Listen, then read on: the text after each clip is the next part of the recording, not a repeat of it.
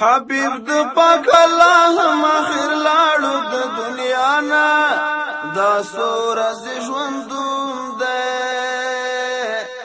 د ژوند لار وړاندې کوونکی مولوي محمد یاسین فهیم. مرګ چې بچارا شي صبر نکړي او ساته پیدا شه مسلمان نه حسن پکارېږي نه پکار از دولت پیدا شه مسلمان لاسونه به بیا مخي چې خبر نه وم لزانه آخر ګوره بلکوم ده په حسن په دولت ولی نازیږي مسلمانه آخر ګوره بلکوم ده. بسم الله الرحمن الرحيم. الحمد لله رب العالمين حمد الشاكرين. الصلاة والسلام على سيد الأنبياء والمرسلين سيدنا ونبينا وشفيعنا ومولانا محمد وعلى آله وأصحابه الطيبين الطاهرين. قدرمنو اوریدونکو د ژوند د لارې د خپرونې مینوالو السلام علیکم ورحمة الله وبرکاته. ستاسو روغتیا او خوشحالي د پاک رب نه غواړم. دا دی زه محمد یاسین فهیم د ژوند د لارې د خپرونې په وړاندې کولو کې ستاسو په خدمت کې یم په دې هیله چې دا خپرونه ستاسو د پام وړ وګرځي. قدرمنو اوریدونکو زموږ د نننۍ خپرونې موضوع ده د مرګ لپاره تیاری کول. امام غزالی رحمه الله فرمایي چې د مرګ په وړاندې خلک په دوه قسمه دي. یو هغه خلک دي چې هغوی مرګ نه خوښوي، د سره د مرګ نه نفرت لري، د مرګ نه کرکه لري، او بل هغه خلک دي چې هغوی مرګ خوښوي. هغه څوک چې مرګ نه خوښوي هغه خلک دي چې د دنیا په محبت کې غرق دي. د دنیا محبت او د مادیاتو محبت په هغه باندې دومره اثر پریوتی دی چې هغوی د مرګ سره اوس اصلا مینه نه لري، د مرګ نه کرکه لري او د الله تعالی سره ملاقات او مخ کیدل نه خوښوي. نو دوی چې د دنیا په محبت کې غرق دي، مادیاتو پې تاثیرات کړي دي، د الله ملاقات نه خوښوي، نو رب العزت هم داسو خلکو سره ملاقات نه خوښوي. خو یو ورځ نه، یو ورځ مرګ دوی ته راتلونکی دی، د مرګ نه خلاصی نه لري. لکه الله رب العزت په سورة الجمعه په 8 آیت کې فرمایي قل ان الموت الذي تفرون منه فانه ملاقیکم. ای پیغمبره ته دوی ته ووایه هغه مرګ چې تاسې ورڅخه تیښته کوئ، تاسې د هغه نه نفرت لرئ، خامخا له تاسو سره مخ کیدونکی دی. ثم تردون الى عالم الغیب والشهاده فینبئکم بما کنتم تعملون. بیا به د دې نه وروسته تاسې هغه ذات ته ورشئ چې هغه په پټو او په ښکاره باندې عالم دی. نو رب العزت به بیا تاسو په هغه عملونه باندې پوه کړي چې تاسو په دنیا کې کول. نو نن خو د مرګ نه نفرت لري، د مرګ نه کرکه لري، د دنیا محبت د دوی په زړونو کې پروت دی، خو یو ورځ نه، یو ورځ به مرګ د دوی دروازه ټکوي او دوی ته به مرګ راتلونکی. او هغه خلک چې مرګ خوښوي هغه هم دوه قسمه دي. هغه خلک چې مرګ د دې لپاره ډیر یادوي تر څو د زړه ویره او خشیت یې زیات شي او د توبې ستړي پوره شي. یوه ډله دا دي چې هغوی مرګ یادوي، تل لپاره مرګ د هغو په زړه کې وي تر څو د زړه ویره او خشیت یې زیات شي او د توبې ویستلې پوره شي. او بل عارفین خلک دي، هغوی تل مرګ د دې لپاره یادوي چې د هغې له مخې له خپل حبیب سره ملاقات وکړي. لکه څنګه چې په یو روایت کې راغلی دي چې کله حذیفه رضی الله عنه ته مرګ حاضر شو نو حضرت حذیفه وفرمایل حبیب جاء على فاقة لا افلح من ندم اللهم ان كنت تعلم ان الفقر احب الي من الغنى والسقم احب الي من الصحة والموت احب الي من العيش فسهل علي الموت حتى القاك. حضرت حذیفه ته مرګ راغلی هغه وایي چې داسې محبوب او دوست چې له حاجت سره راغی نو هغه څوک کامیاب نه دی چې په راتګ یې پښیمانه وي.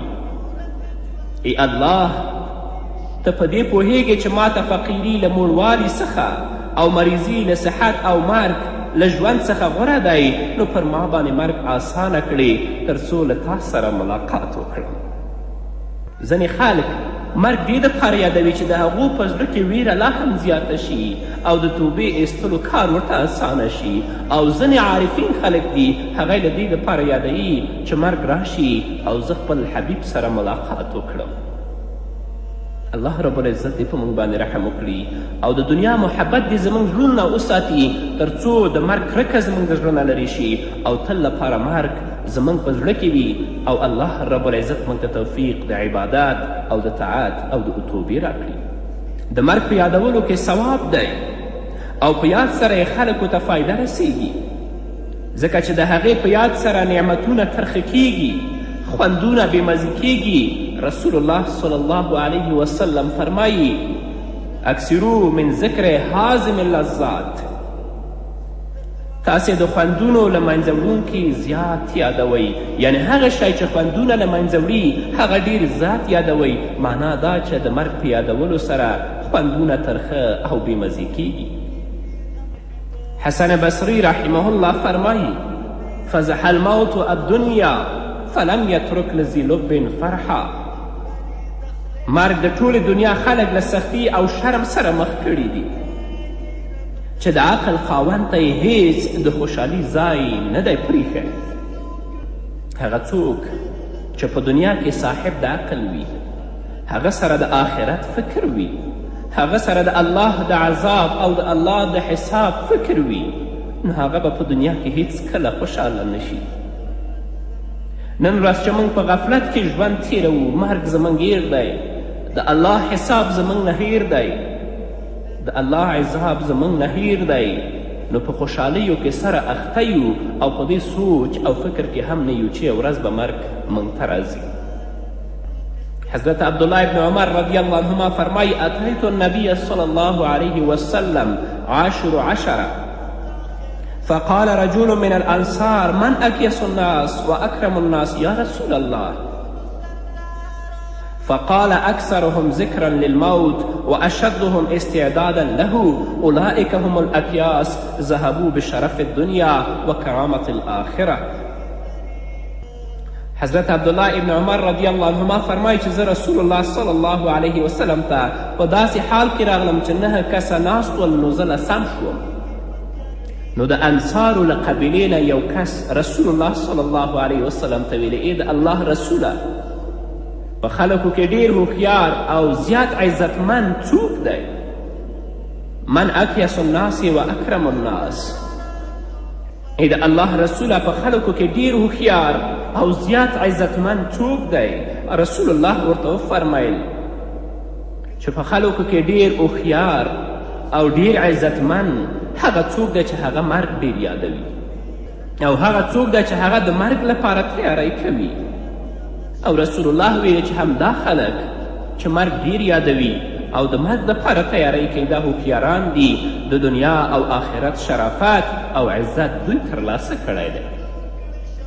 خو له بده مرغه چې نن خلک عزت او شرف په دنیا کې ګڼي او حال دا چې دا د دنیا مال به دې دپاره یو ورځ وبالي او د دې په غاړه کې به پروت وي.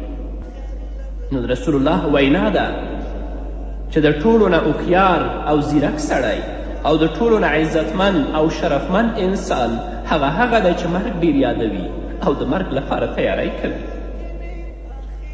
همدارنګه ربیع بن خصیم رحمه الله تعالی هغه فرمایي ما غائب ینتظره المؤمن خیر له من الموت. د مؤمن لپاره له مرګ څخه پرته بل ښه پټ یعنی بل ښه پټ څیز چې د هغې انتظار کوئ د مرګ نه بل ښه څیز نشته دی.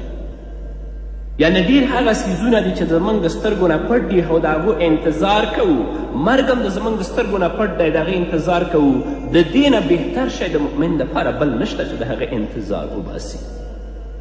او همدارنګه هغه به فرمایل لو فارق ذکر الموت قلبي ساعة واحدة لفسد. که د یو ساعت لپاره هم زما زړه د مرګ له یادولو څخه جدا شي نو هرومرو به زما زړه خراب شي.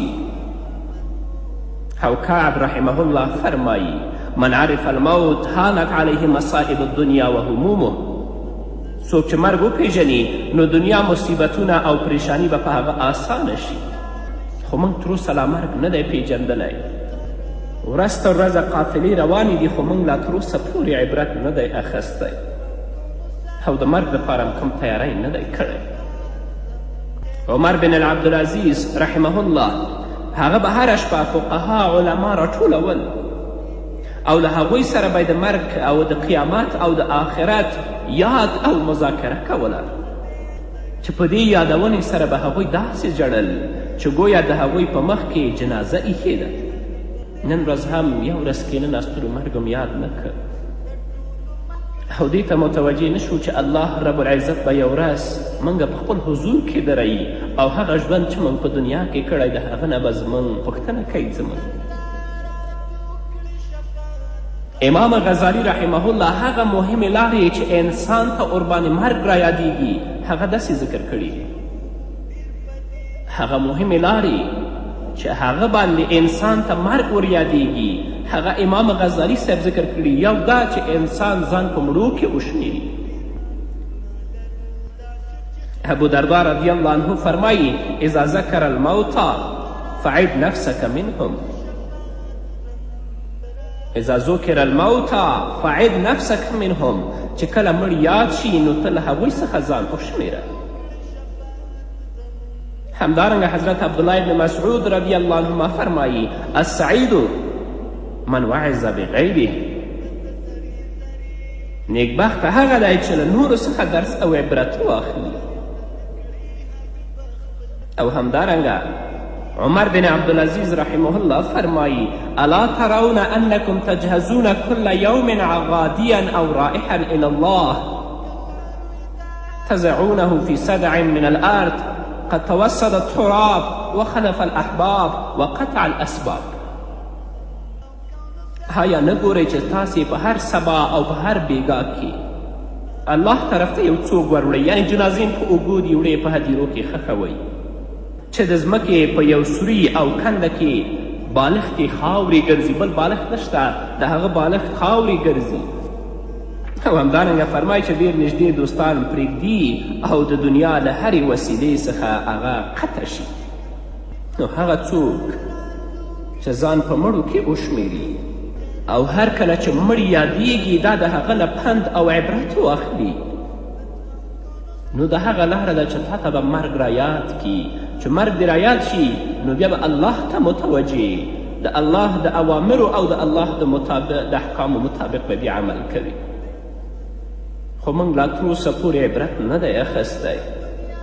موږ لا تر اوسه پورې د مړو نه چې هره ورځ هم جنازې په اوږو او د هغو بالښت په خاورو کې هغه د خپل دوستان پرېږدي د دنیا ټول اسباب پرېږدي د هغو نه لا تر اوسه پورې موږ کوم عبرت نه دی اخیستی. له دې وجې نه په داسې بدبختیو او په داسې منکراتو او فجایو کې مبتلا یو. الله دې په موږ باندې رحم وکړي.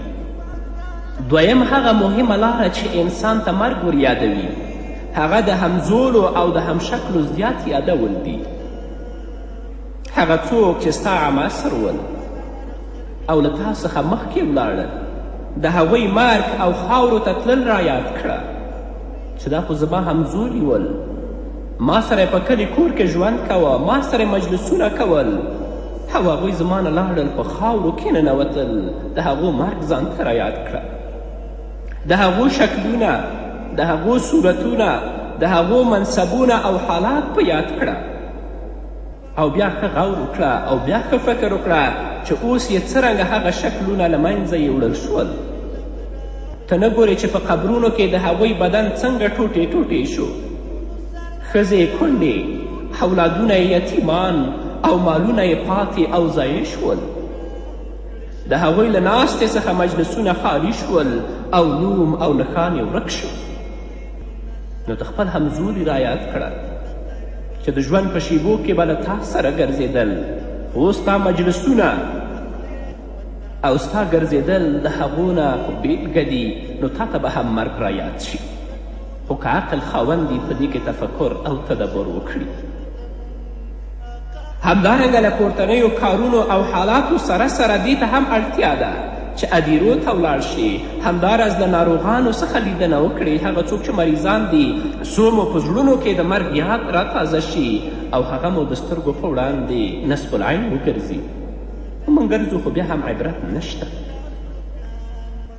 دریم، هغه مهمې لارې چې انسان ته مرګ ور یادوي، د دنیا په جدایي باندې پوخ باور لرل چې دنیا نه به خامخا جدا کیږم.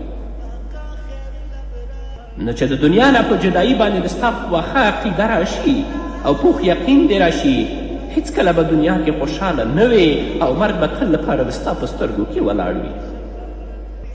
کله چې د دنیا پر کوم څیز باندې زړه خوږ شي او ورباندې خوښ شي، نو فورا را په یاد کړه چې زه خو به حتما له دې څخه جدا کیږم.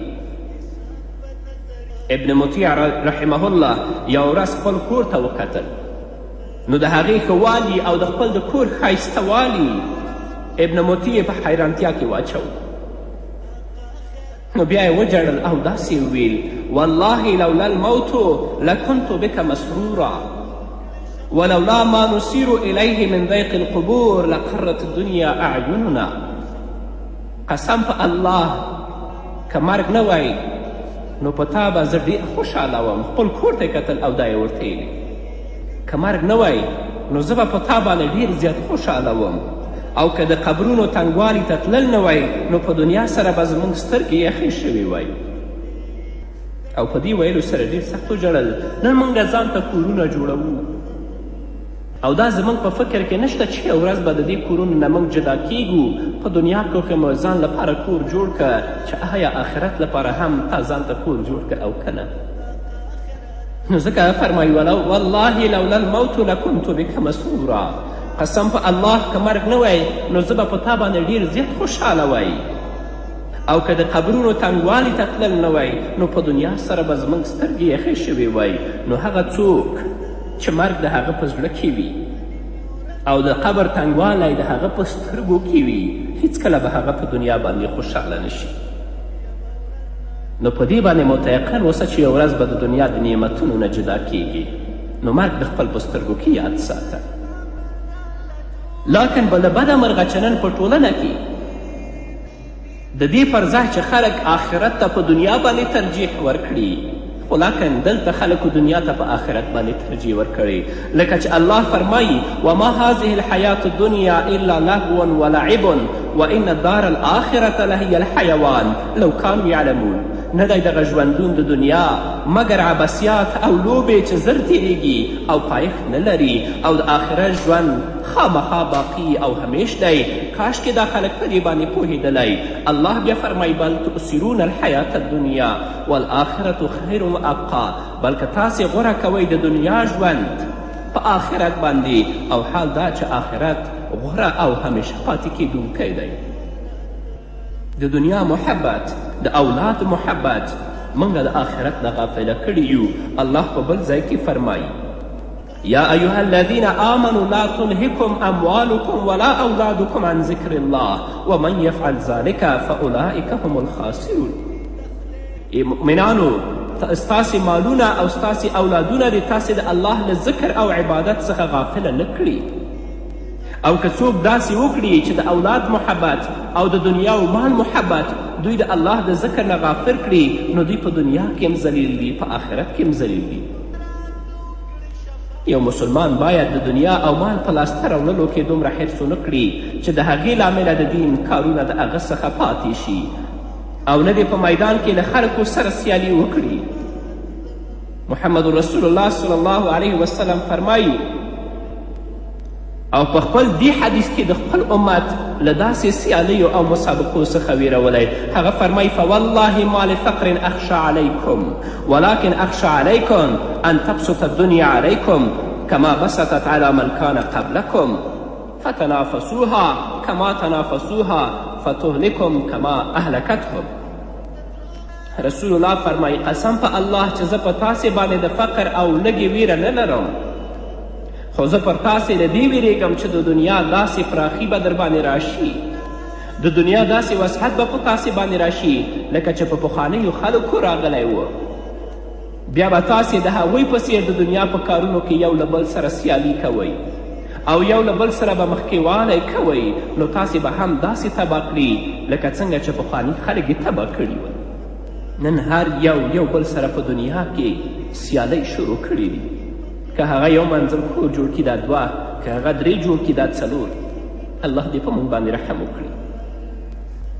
د دنیا له محبت څخه ژغورنه په زهد سره کیږي. له دنیا څخه په بېرغبتي باندې کیږي. چې تقوا وکړي، دنیا نه بېرغبته شي، الله به د دنیا محبت څخه تا ژغوري. په مال کې زهد دا دی چې بنده له حرامو څخه ځان وساتي او د حلالو په لاسته راوړلو سره شکر ادا کړي.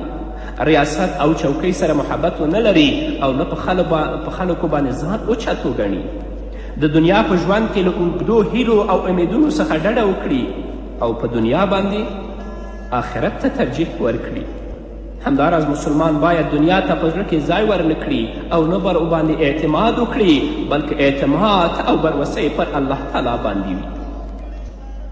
ابو مسلم خولانی رضی الله تعالی عنه فرمایي لیس الزهادة فی الدین بتحریم الحلال ولا اضاعة المال انما الزهادة في الدنيا ان تكون بما في يد الله اوثق مما في يديك. د اسلام په دین کې زهد دا نه دی چې حلال څیز حرام کړي او یا مال دې ضایع کړي، بلکې له دنیا څخه بېرغبتي او زهد دا دی چې له تا سره څه دي له هغې څخه زیات پر هغه څه باندې اعتماد ولري چې الله تعالی سره دي. تا سره چې کوم څیزونه دي په دې باندې دومره اعتماد مه کوه، بلکې هغه څه چې د الله سره دي په هغه باندې د اعتماد زیات کړه.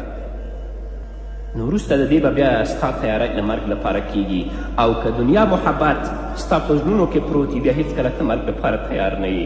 الله دې په موږ باندې رحم وکړي. قدرمنو اورېدونکو دا وه زموږ نننۍ خپرونه چې ستاسو درانه حضور ته وړاندې کړه. تر بلې خپرونې پورې چې زه بیا هم ستاسو درانه حضور ته راځم تاسو ټول په پاک رب سپارم. پاتې ژوند او پاتې ورځم نیکمرغه پاک الله مو ومن شي. مرګی پاتې کړي خاورې ته نازک نازک هډونه په حسن منازېږه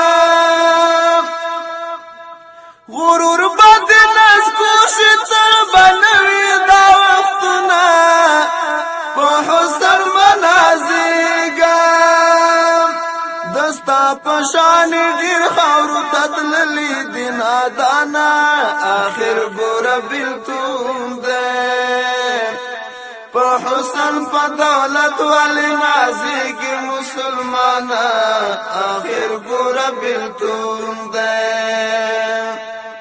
حبیب د پاک الله مخې لاړو له دنیا نه دا څو ورځې ژوندون دی په حسن په دولت ولې نازېږي مسلمانه آخر ګوره بېلتون دی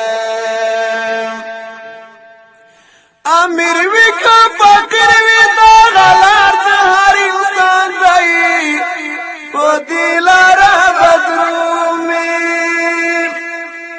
که فکر ځان ته وکړه که کمزور که پهلوان دی په دې لاره بدرومي عمل د لارې مل د ښه عمل وکړه انسانه آخر ګوره بېلتون حسن په دولت ولې نازېږي مسلمانه آخر ګوره بېلتون دی حبیب د پاک الله مخې لاړو له دنیا نه دا څو ورځې ژوندون دی په حسن په دولت ولې نازېږي مسلمانه آخر ګوره بېلتون دی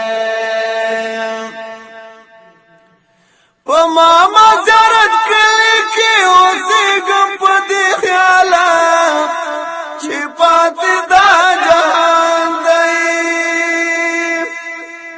د زړه نه یم درویش په ورځ اخلم په دې حاله چې پاتې دا جهان دی حاصل کړه نصیحت د روح نیاز له دې بیانه آخر ګوره بېلتون دی په حسن په دولت ولې نازېږي مسلمانه آخر ګوره بېلتون دی حبیب د پاک الله مخیر لاړو له دنیا نه دا سورز ژوندون دی په حسن په دولت ولې نازېږي مسلمانه آخر ګوره بېلتون دی په حسن په دولت ولې نازېږي مسلمانه آخر ګوره بېلتون دی آخر